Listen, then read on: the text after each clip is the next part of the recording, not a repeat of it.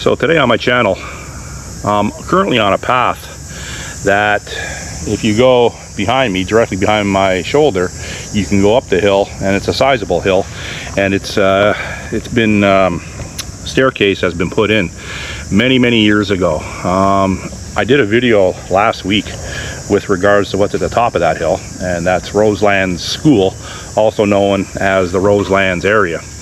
And what I did briefly touch on that video, I did touch on that it was a First Nations encampment hundreds of years ago, possibly thousands of years ago. And I did briefly touch on that in my last video.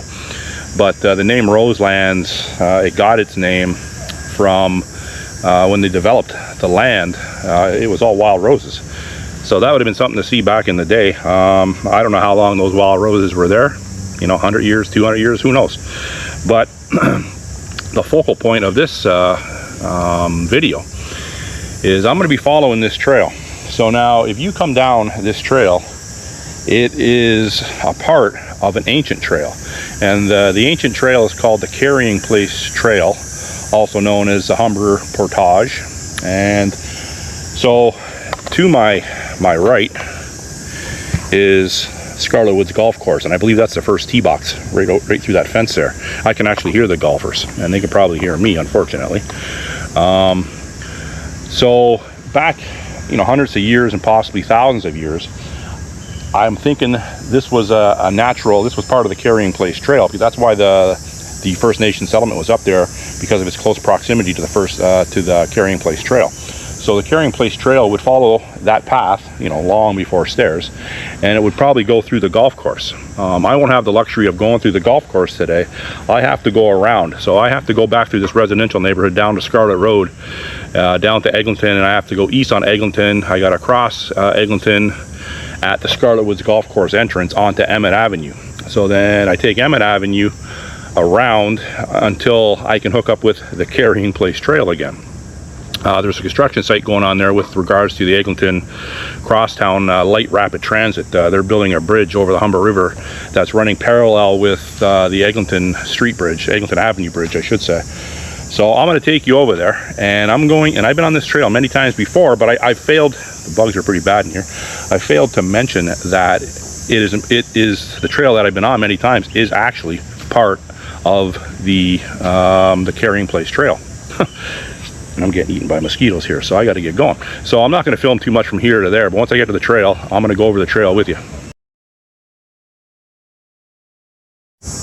This is right at the end of the trail where I just did the introduction. So I haven't been through here, but there's probably some trails that go around that skirt the golf course. I haven't been through there yet, hiking. I know I can't take my bike in there, I don't think, but that's not the way I got to go. So I got to go around the entire golf course today.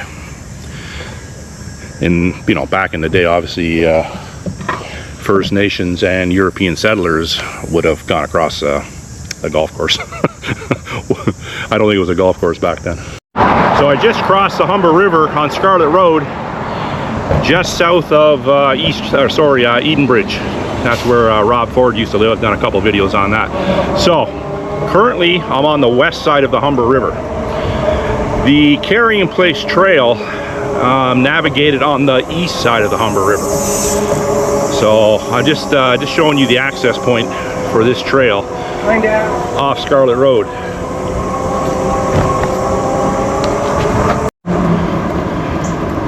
So across to my right is going east, and that's where the trail would be over there, the Carrying Place Trail. And there's actually I think it's an unofficial Indigenous Learning Center over there, just across the bank right there.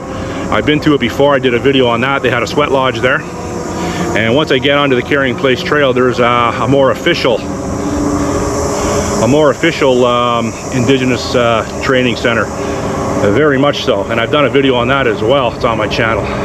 But I'm just coming up to Eglinton Avenue now. I got to go east on Eglinton over the bridge over the Humber, and then to Emmett Avenue. Taking a ride through Scarlet Woods Golf Course. I can't even remember the last time I've been on this property. I'm just trying to think the last time I golfed here. I don't like this course. It's an 18-hole course. I believe what is it, a par 58 or something, or a par 62? I don't know. It's a short 18 for sure. And like I said, it used to be a municipal course, a city-run course, but now it's privately owned, and a lot of people like it. You know what? It don't look too bad actually today. Yeah, it looks actually it actually looks in pretty good shape, I have to admit. Now, obviously, I'm not going to ride my bike along the cart paths or roads because I'm not permitted to do so. But so across that first tee box there is where I started my video, and you can't see where I started my video because of the trees, but it was right over there. That's Roselands up there where that tower is, and down at the back of that field, Roselands Field's that hill, and it comes across, and the trail, the stairs come down on the other side there, so you can hear them teeing off from the first tee box, and that's where the Carrying Place Trail picked up. I'm not saying that's where it started. It started at Lake Ontario, which is quite a bit south, but that's where I picked it up closest to my house. Pretty cool. Now that kind of, so you're surrounded by history. You know, Toronto's an old city, and you know, Canada's well, you know, the land mass is obviously millions of years old, but you get what I'm saying. It's you're surrounded by history normally. Everything tells a story, right? You just got to dig into it. Looks like it's Ladies' Day down at the old golf course today. Oh yeah, it's Ladies' Day or something down here today.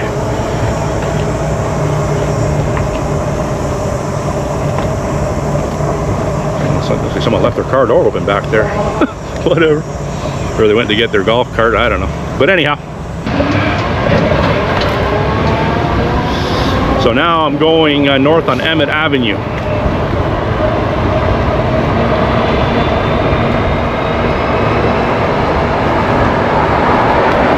This is all mostly rental units, I believe. I think there might be some condos in here, I'm not sure. Could be a pretty sketchy apartment complex area. I believe a 15-year-old young man was shot to death a few months back, just up the top of Emmett here, and for no reason. I don't know if it was errant gunfire or, you know, someone just had to go and kill someone that night. I have no idea, but he seemed like a good kid, and his life was snuffed out. So up ahead, like I said earlier, it is a construction zone. It's a heavy-duty construction zone. So the access to the trail is through this road.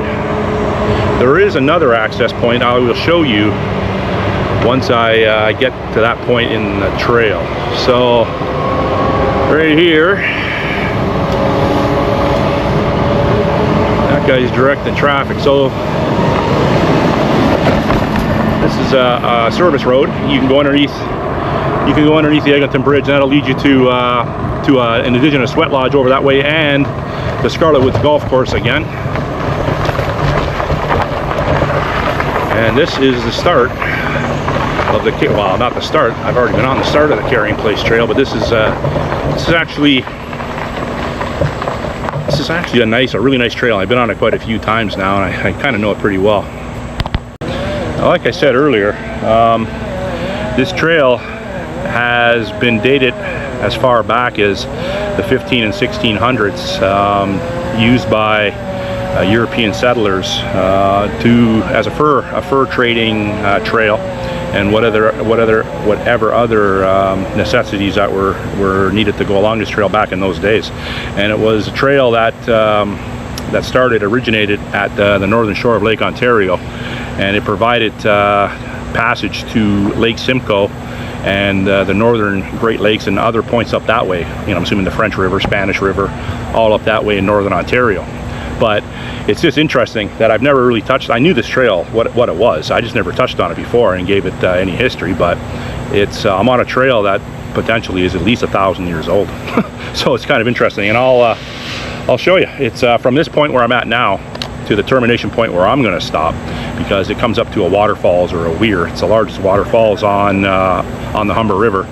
There's a concrete wall there that I'm not going to get my bike over, but if you go over that wall, the trail keeps going, and the trail goes all the way up, well, to the East Humber River up in Kleinburg, which I did a video on the William Granger Greenway Trail. That was part of the Carrying Place Trail as well, and I knew that as well when I was on it. I just never touched on it. I don't know why. Sometimes when I do these videos, there's lots of things that I don't touch on. That's why I'm coming back to address it. But anyhow, this trail is 1 kilometer from my starting point here to the waterfalls, and I'll leave the film running uninterrupted the whole way.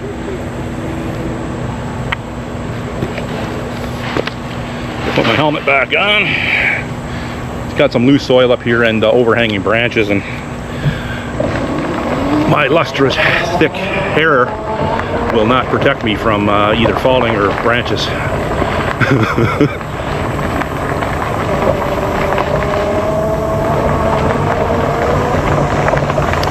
couple chipmunks just ran across the path up there. You probably didn't catch them on camera. I've never seen a deer or a coyote on this trail, but I have seen a sizable snapping turtle last year right on the trail. They're not to be messed with. You lose a few fingers with one of those. It's going to go relatively slow. The overhanging brush.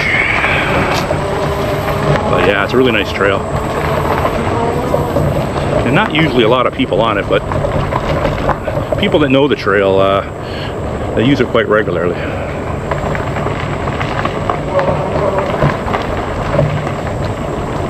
I actually, in January of this year, I did a stealth winter camp down at the end of this trail. The minus 20 degrees Celsius. I think it was one of the, if not the coldest nights in Toronto this past winter. And I did a one-night camp in a cold tent. It's on my channel as well, if you want to look at that.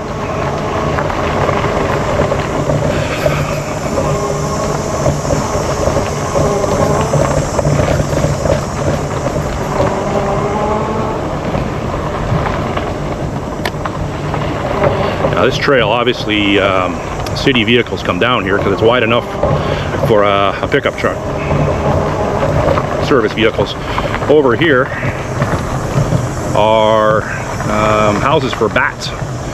These are bat habitat, but I believe they are closed down right now. It looks like they have the entrance and exit closed.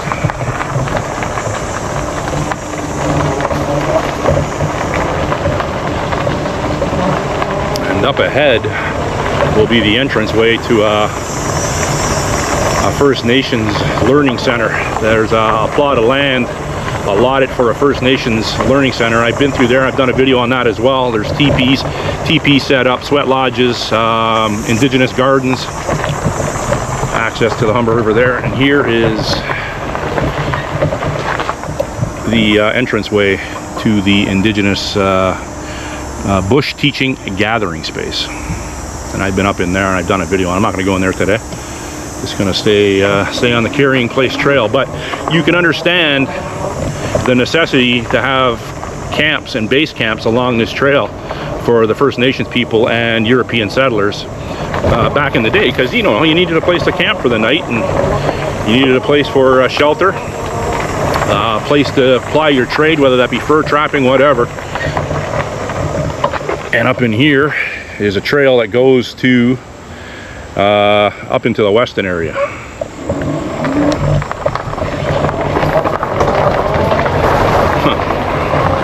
And that guy there, I've seen on this trail last week. Or no, hold on. Today, yeah, last week. A strange fella. But anyhow, yeah, so that was where that guy was walking down. You could go up there and it takes you into if you keep going through the residential area, it'll take you to Weston Road, just west of Jane Street.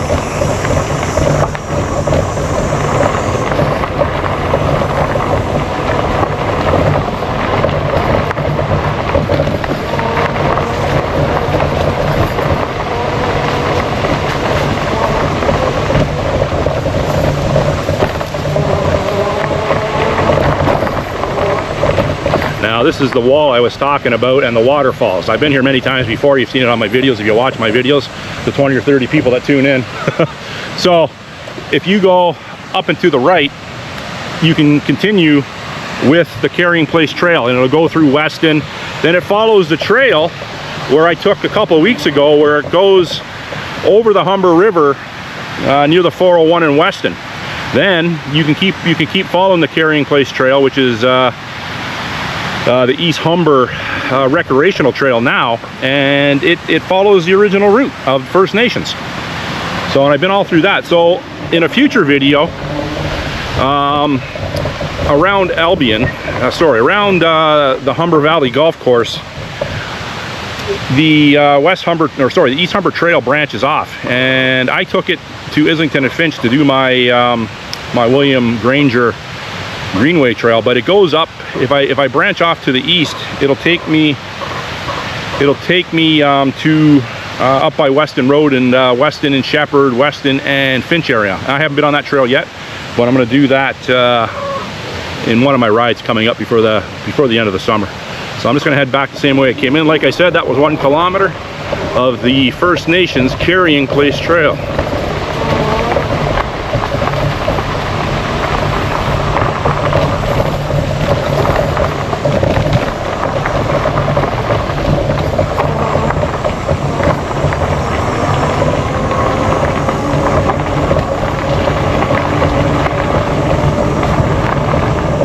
Yeah, so that guy there, like I said, I seen him, oh, I don't know, today is, no, it was last week. It was last week I seen him, and he was wearing the exact same clothing. I pick up on that sort of stuff because I'm quite observant when I'm out, you know, it gets back to my situational awareness. He's wearing the exact same clothing. So, and he doesn't want to make eye contact. He did this time, but the other 2 times he didn't. He had his head down. And, you know, for whatever reason, I'm thinking that he probably lives in here, in the woods. That's what I'm thinking. And, you know, I don't begrudge the guy for that, that's for sure. He's, if he's down on his luck, well, you know, I sympathize with him for sure. I don't want to cast aspersions on him, but, yeah. And you know what? Yeah, that's not uncommon. But you don't know what that guy's intentions are. You know, he could be the nicest guy in the world, I don't know. But he could have nefarious motivations or motives, and he could be mentally unstable. And you know what? One of the most dangerous things to encounter is a person with nothing to lose. And if indeed that guy gets to be out here for fitness, and just so happens he's wearing the exact same clothes as I seen him last week, it could be. Hey, that happens. You know, I try to change up my wardrobes. I have that ability, but some people don't, and I'm not disparaging that either. It's just you got to be very, very aware of coming down into a path like this, because there's, you know, like basically he's the only one I've seen, and I've been down here quite a few times, and I hardly see anyone down here. And you're a little ways away. You're not far away from, you know, apartment buildings, and to my left there's a hospital actually. You're not far away from people, but you're plenty far away from getting assistance from first responders. Trust me, it doesn't take long to get yourself into a situation where you're going to need to dial 911. And equally sane, or moreover, you could get into a situation where you are gravely injured and you can't dial 911, or your phone's been stolen. So, like I always say, team up with a buddy. Like, I'm a larger size guy, and you know, I'm older now and everything, and you know, that is a bit of a weak point for me in my fitness. My fitness is getting a lot better, I have to admit. But you know, a guy like that is going to be less apt to attack me as opposed to a single lady, a woman. But hey, having said that, he could have had a knife on him. I'm not wearing any edged weapon protection today. I'm not wearing my slash sleeve, slash gloves, edged weapon stab vest. Don't have any of that on today. But what I do have on is common sense, and I knew if that guy was going to pull something out on me, well, I'd have to take defensive actions, I guess. But that didn't turn out like that. But I can't stress that enough. with people walking through these woods and these urban trails and paths and whatnot, that the possibility of something bad happening to you is there. It's real, you know. Hey, if I was paranoid about doing this sort of thing, I wouldn't do it. I like doing it. I love doing this sort of thing. So am I putting myself at risk? I've said it before. Yes, I am. Of course I am. You know, could that guy have attacked me back there? Sure, he could have. But you know, it's a chance you take. And I could ride by that guy 100 times, or a woman can walk by that guy a million times, and nothing may never happen. But it only takes that one time. Buddy up. Okay, so that is a portion of the Carrying Place Trail. How you doing, brother? Nah, I'm not going up there. I'm going straight ahead. Okay, go on. Have a good day, sir. Thank you.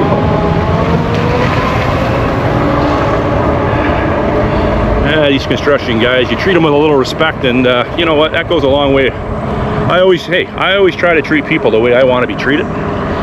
And you know, I got a few people watch my videos and say, how can you talk to so many people? Well, you know what? Most times it's okay. It's a good interaction. Sometimes it's not a good interaction, and you know what? I gotta just shake that off and regroup. Like, I'm not saying like people have ever flipped out on me. I've had some weird interactions for sure, and you know, I don't pin that on me. I pin that on that person. So I keep my distance from people physically because I don't want to put them within striking range of me. And that's it. If they don't want to talk to me, then they just look at me and they don't talk to me, and I move on. But I notice with the construction workers, I would say, depending on, like, that's a hard job. I got a buddy that does construction, and that's that sort of environment, and it's a hard job. So I know what they're going through. Like 30 degree weather, 30 degrees Celsius today. You know, he's got to wear the high-vis vest. I wear my it's mesh. I wear a high-vis vest to carry stuff in it, and it's mesh. It doesn't add much more layer of warmth to me, really. Black, I'm obviously wearing black on a sunny day. That's gonna contribute to my heat, but hydration pack, I know what I'm doing. Anyhow, if you got any questions on the Carrying Place Trail, you can ask me. I'm not an expert on it, or you can research it. It's quite interesting. Thanks for watching. Enjoy the rest of your day, wherever you are. Bye.